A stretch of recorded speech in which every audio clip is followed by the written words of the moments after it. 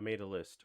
Get right to it. Switch 2 is $449.99 in the US. Switch 2 bundle is the best option because it's $500 and includes Mario Kart World, which is actually an $80 game. Game chat is finally here. The streaming video quality was very poor, but it's overall a cool function to me. It got like additional things that they are trying to tie into games that I think is cool. Switch camera is $60. You need the camera to kind of have them cool gimmicks that they were showing off. So expect to pay another $60 if you want to actually use the game chat in its full effect. $80 games now. It's kind of insane, but they're very selective. It's only on Mario Kart World for now. $70 is going to be for the Donkey Kong game, which I'm finna talk about here. Donkey Kong was the best game shown and displayed the capabilities of the new hardware to me because it was just so physics based and like break through walls and all this other stuff. It was just probably the most cool looking first party game that I saw. Mario Kart World is really cool. It's big, but I feel like that one just had like a lot more to offer in regards to new functions. So I thought that was cool. Switch Pro controller added back buttons, which is nice. That's an $80 controller though. Peripherals from Switch work with the new Switch, so you can use your Pro controller, you can use your Joy-Cons.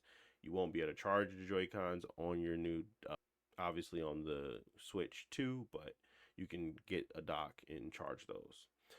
256 gigs of storage, and you can't use your old micro SDs. You have to use the new Express. Those run about $60.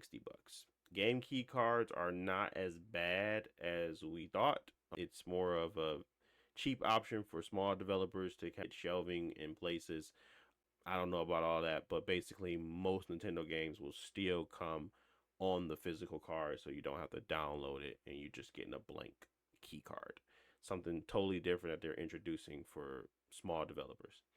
Switch 1 games are not looking good on the Switch 2 because some compatibility problems. They haven't tested everything, but it's not as bad. I think it's like 100 and something games right now that's not working, but it's definitely not as bad as I expected. I'm just worried that they haven't tested everything, so they can't just find problems. Thought that would be wrapped up by now. Free updates on games. You do get some ARMS, 3D World, a few others that's on their site. You can check that out. We do get the Switch 2 editions for free for both Zelda games if you have Nintendo Online. GameCube's classics are coming to the Switch, so that's cool too if you have the Switch Online function or Nintendo Online. Most people can't buy it directly from Nintendo because the requirements, playtime, online membership, etc. You need to have a bunch of things in order for you to sign up with Nintendo in order to buy from them, but you can buy it from other places like Best Buy or wherever you can go and buy electronics essentially. Duskblood is exclusive to Switch 2. It is a multiplayer Bloodborne basically to me. It's going to be exclusive to the Switch 2 though, so you can't play it anywhere else. Not sure on the cost of the Switch 2 editions. I don't know how much that's going to cost to kind of upgrade if you already own the game. I don't even know if they're going to include the DLC. So I don't know if you're going to get a physical game with the DLC and Switch 2 edition, or is it going to be a Switch 2 edition of the physical game that was the base game, basically.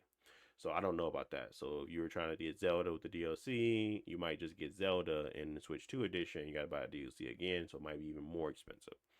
Third-party support is very good this time around. A lot of people are signing up because it's a great console. I feel like it's going to be slightly stronger than the Xbox One X, which is not bad. It's going to be 4K 60, a VRR screen, 120 FPS capabilities.